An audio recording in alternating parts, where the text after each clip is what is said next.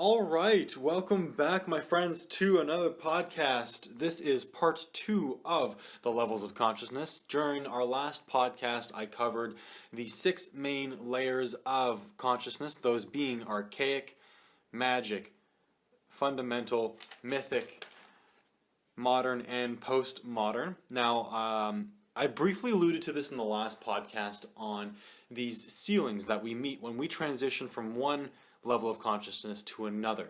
That, if you look at it from Joe Campbell's point of view of the hero's journey, we are faced with our greatest challenges before we can overcome and become the person we are meant to be. So there are two things that happen when we need to level up and go through the different phases in the hero's journey, is that we meet a wall, we meet a challenge, we meet a dragon that is so overwhelming that there are two choices. In his model, especially at the beginning of the story, you can see the clear decision between two things. You either deny the call to adventure and go back to your old ways, you go back to your old worldview, or you take the call to action and go on the journey and face challenges head on and try and break through to get to the other side, to come to a new world, essentially. And that is the end of Joe Campbell's circle in the hero's journey, is you come to a new model of the world, a new normal. So I wanted to cover in this podcast the different ceilings that we have, the different transition periods that we've had between each layer of consciousness as a population. We'll mostly look at this from a socio-mythic point of view, less a biological point of view.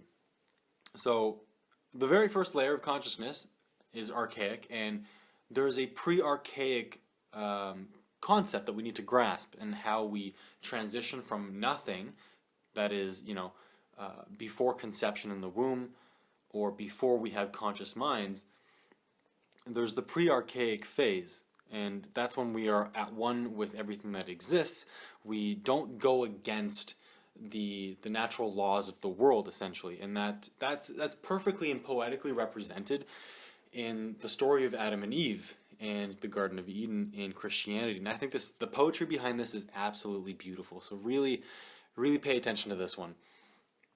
In the story, Adam and Eve are in the Garden of Eden, and they are living harmoniously with God's creation, as everything else that is there also does.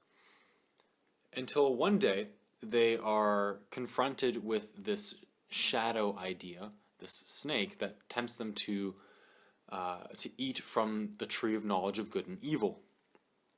And obviously they do. And as they do this, God, I can't remember if God comes down or says to them, you did exactly what I didn't tell you, what I told you not to do. And now you're going to have to pay the consequences of being sinful, of having this knowledge of good and evil. You are now cast out of my creation. You are now banished from this world of peace and absolute love that was serving you, and you need to go out to the mundane world. And if you look at this story from a mythic point of view and read between the lines, what's really being said, and it's mirrored in evolutionary biology, that is the transition between us being animals and living congruently with nature and not having a mind complex enough to go against our biological nature and needs. So prior to us having an ego, and prior to us having enough consciousness to go against our needs, we were living at one and communing with nature. We could not destroy it beyond our means. We just lived in our social ranking, in the hierarchy of the circle of life. So that's the pre-archaic phase, and to transition was to eat from the knowledge of good and evil, to develop our brains enough that we have this innate problem, this innate sin, that we can go against the creation, we can go against the laws of nature now as humans. So I promised not to go into the biological stuff for this podcast. That is probably my main exception, is the starting of this process. So the pre-archaic and archaic phase, the pre-archaic crux and challenge was to develop a brain big enough. Now, the transition from archaic consciousness to magic is very interesting. So when we're in the archaic phase of consciousness, and you know what, I may need to amend my statement about not talking about the biology behind this. So you know what, forget that note. We'll dive into it anyway. In the archaic phase, in our stages of human development, we, as we pop out of the womb, still believe that the world is us. And the reason behind that is that we're one of the species that take the longest to mature and to become self-sufficient. And the reason behind that is that we actually pop out of the womb relatively quickly. We don't have a lot of time to develop our structures in our brain before we get pushed out of the womb. And the reason behind this is that natural selection and sexual selection caused us to narrow our females' hips down just by who we were attracted to. And now our species has such narrow hips that having a baby stay in the womb longer than 9 months will actually guarantee that you'll have miscarriages, because you can't push the baby out because our hips are too small. So we have to push these infants out of our women will have to push them out before they are ready to stand on their own 2 feet. So many animals in the animal kingdom within months to a year are self-sufficient and go off and do their own thing. We take decades sometimes to get there. So in the archaic level of consciousness, for the first little while, up until about ages 2, I think is typically the transition out of this, we think everything is us. That's why kids are shitting and pissing on everything. Now, the transition from archaic to magic essentially is the transition in the wall that we need to comprehend that other people exist, that not everything is us. So this is the formation of boundaries and the formation of the ego in the child. So naturally, the transition between magic and fundamental consciousness comes in the way that in the magic layer of consciousness, we still think that everybody is us, everything is us, and therefore all of our life force is given to us without consciousness. Like our mothers feed us, they breastfeed us, we are taken care of, all of our basic needs are met by other people, but we don't understand that it's met by other people.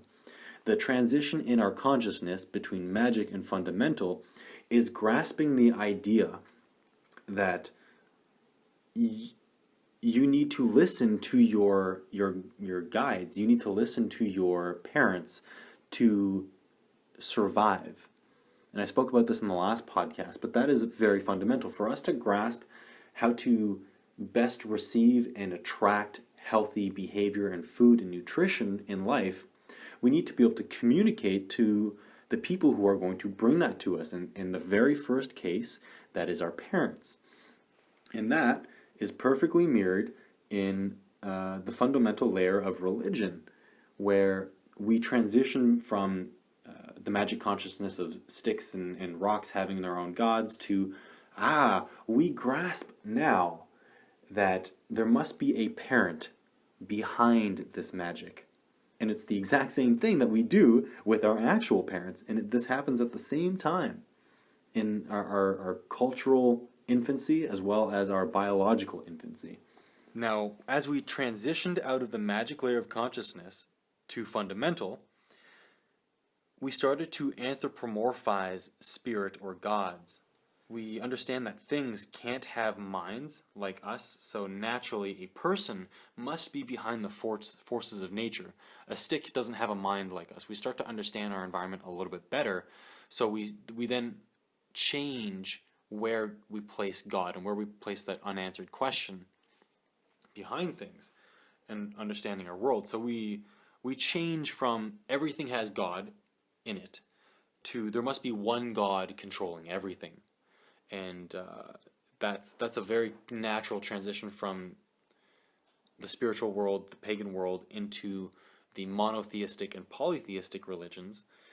And you'll notice this transition, which is very cool, I'll point out, that we still kept those traditions that sticks and the natural forces, the natural environment had agency behind it, and that got placed on our gods like Poseidon and Zeus as being responsible for natural occurrences. We still have those old pagan and pre-pagan beliefs, those old archaic and magic layers of consciousness in our stories. Zeus was the god of thunder, or sorry, the god of lightning and many other things. Thor in the Celtic traditions was the god of thunder. I think it was in Australia, the natives believed that there were these dirt devils. So when you saw these little mini tornadoes in the desert that were about 7 to 15 feet tall, those were devils spinning around in circles in the dirt. So those pagan traditions moved into our fundamental understanding and our religions. They got built in there to an anthropomorphized version. They were not wind gods. They were the god of wind. They weren't the oceans. The ocean wasn't a god. The ocean is a tool for Zeus. For Poseidon. Now, as we mature in our fundamental understanding of the world, we begin to even further anthropomorphize our gods in favor of human saviors. That's the entrance of demigods, or half human, half gods. So some of the earlier ones are, I think Achilles may have been one. Obviously Hercules was one. Jesus is the most common one, and the reason why these types of traditions become very popular the later we go into our religious maturity, it's very attractive to go from gods are things to gods are people to gods are us. We can strive, we can become those things, and it gives us a more workable model to say, well, if this demigod, this half human, half god, is like me, I can strive for that. I don't scapegoat, I don't try and run away from, Zeus, because I can never be Zeus.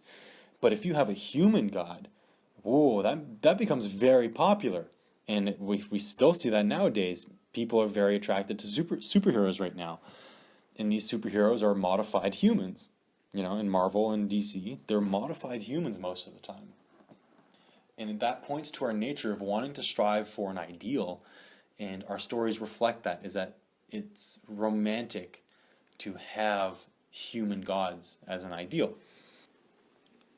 Transitioning out of the fundamental phase into the mythic phase is a little bit complicated, but essentially I'll give you an overview of what I spoke about in the last podcast. In the fundamental phase, we realized we needed to start trusting our parents to survive, and they would not lead us astray. In the mythic phase, we're saying we need to become more like these demigods. That's the transition between fundamental and mythic, is leaving the old gods that are basically metaphors for our parents, into becoming more like ourselves.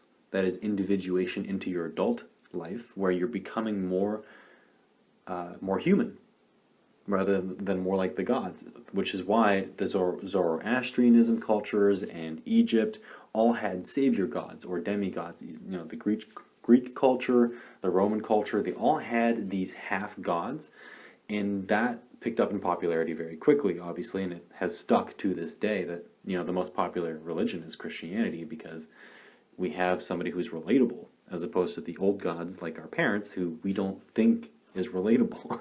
So that there's some great poetry there too. So in the mythic phase, we don't trust our stories anymore. We start to question whether or not we are right as people in our beliefs. So we bought into being more like the human gods, but even now in the mythic phase, we're starting to go, can I even trust my mind? Can I even trust myself? And that is projected onto our savior gods and our demigods, where we're even throwing that tradition away now. And a lot of people are turning to, atheism in the modern layer of consciousness. So the mythic layer says all of these things are similar, and there's maybe some truth in some of it, but transitioning out of the mythic phase is what I'm just talking about now. It's going, I don't even know if I can trust these demigod stories anymore. And what is reflected inside of that statement is, I don't know if I can trust myself. I don't know if I know myself well enough to trust my own thoughts.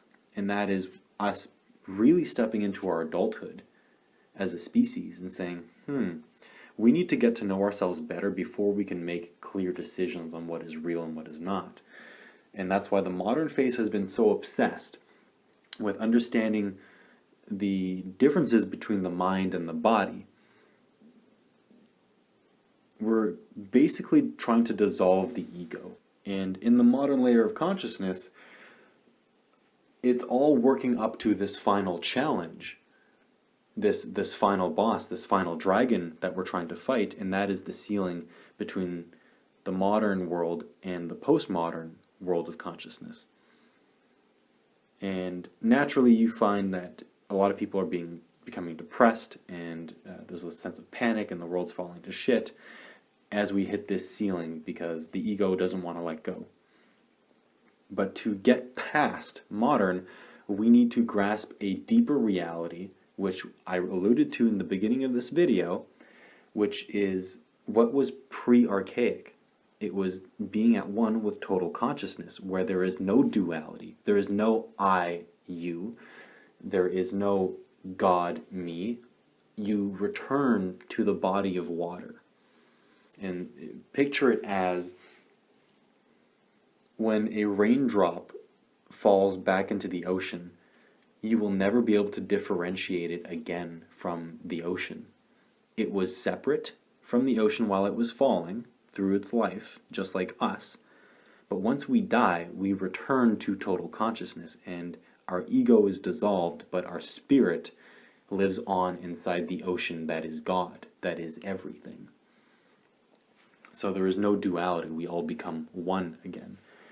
And that is the most complicated thing for us to grasp, and it's very hard for us to do, but it's the most important challenge that we can get to so that we can understand. Once we grasp that often enough, we've had enough psychedelic trips or deep meditations where we get a sense and a little taste of that feeling. We kind of let go of our body and let our spirit go back and get a taste for it. We can bring those treasures back to the material world with us and continue to live our lives, but see others with greater compassion now as being another version of yourself, another manifestation of God, going through their own things and playing out their role as best as they can. And their role might be to, be a Hitler, or their role might be to be the guy who sets off an atomic bomb. And you need to have equal compassion for those people as for yourself and for the people you strive to be like, because all is one. And you could not have love for things that you are compassionate about without understanding an equal and opposite reality. So the things that you hate allow you to understand the things that you love. And that is what this whole thing is about. That's why God is God. I think also there's one more point that I should make, and we've kind of come to the end of this conversation about the transitions of consciousness and what is after the postmodern approach. I don't know. I think it might just be us returning to God, to total consciousness, to unconditional love state that all is one. But there's one thing that we need to understand before we close up today, and that is why we constantly find that religions and the zeitgeist refer to God as being a he. And I think you guys will find this very interesting. It seems that we place our reality over and over again, as you have heard in this podcast, on our stories. And our biological reality actually just gets mirrored in the outside world, in our stories and how we interact with the world. So, God is a man because matter, which matter shares the same epidemiology, the same root word as mother. Our material world is Mother Nature. You start seeing the connections here. So we share our existence with our mother, just like humans have shared a body with their mother. We've had a connection and a communion with the divine feminine energies. We are intimately connected to our mothers, but we have never truly met our father. Just like you've never shared a body with your father, he is, in your life, the unmoved mover, in the same way that religion refers to God as being the thing that cascaded these events into happening, that was the very first thing that did not move, but caused everything else to start being in motion. And in human reality, it's the same thing. Our fathers seed the mother in the womb,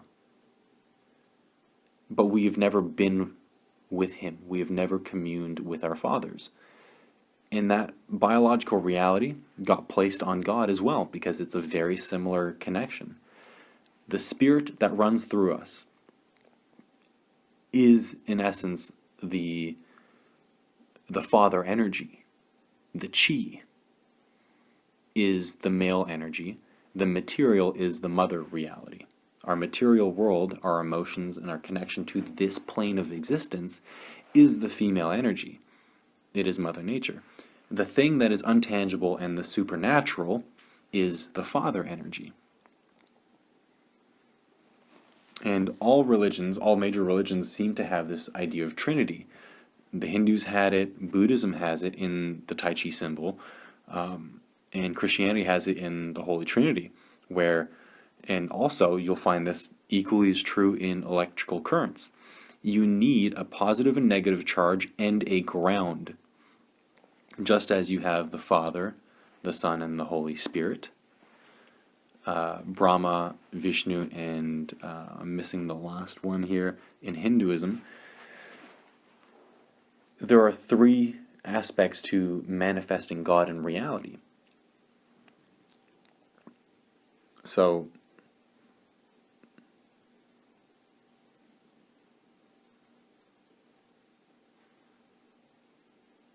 our next step in transitioning out of the modern world of consciousness into postmodern seems to be that we need to understand how to leave our mothers behind, how to leave the mother world, the matter, behind, and go up an octave in our consciousness. We only have access to a certain spectrum of consciousness while in a body, and we need to go beyond that. We need to go up an octave. We need to see beyond the visible spectrum of consciousness light. And to do that means you need to destroy the ego and duality, and the ego is fundamentally tied to matter. But that doesn't mean that you live in that consciousness. Just like I said, you need to live in the entire tower of consciousness. So as long as you are alive, you cannot just scapegoat and run away and only live in this non-dualistic reality. You would have to die to do that. So you're stuck in a body until you fucking leave here. So you can go on these little, shamanistic trips and get a little flavor of what it's like to be with God when you blast through your crown chakra, blast through your head into a higher octave of consciousness. But eventually you land back in your body, and you gotta reconcile those feelings and integrate it into your life and how you interact with the world. And that is why I believe unconditional love needs to be the next step, or is the next step in our consciousness in the postmodern level of consciousness, where no one is the enemy. Everybody is us, is God, working in different ways together so that we can have a beautiful, varied experience where we can choose and make things priorities that we want. And that is absolutely the most unconditional love that we could ever get, is choice to experience different things. So I'd like all of you guys to think on this one tonight, this morning, whatever time of day you're watching this, and ponder what the next step is for you. Are you in the archaic phase, in which case you're listening to this in the womb? Are you in the fundamental phase, the mythic phase, the modern phase, the postmodern phase? If you're in the postmodern phase, please hit me up. My lasting remark for you today will be careful in running away from the call to adventure. Every time that we need to face a new challenge in life, there are two options, like Joe Campbell says. The denial of the adventure and running away and going back to the previous level in the game that is more enjoyable to be at. Just like if I was in the modern layer of consciousness, I could go back to the mythic layer and enjoy the ideas that are there that make me feel safe, but it will not challenge me to become more. And that is the call to adventure that we all must face in whatever level of consciousness that we are at. So I challenge you, take a look. Where do you need to go? And step boldly and bravely into that discovery process and find mentors to help you get there. Until next time, my friends, stay healthy, stay healing.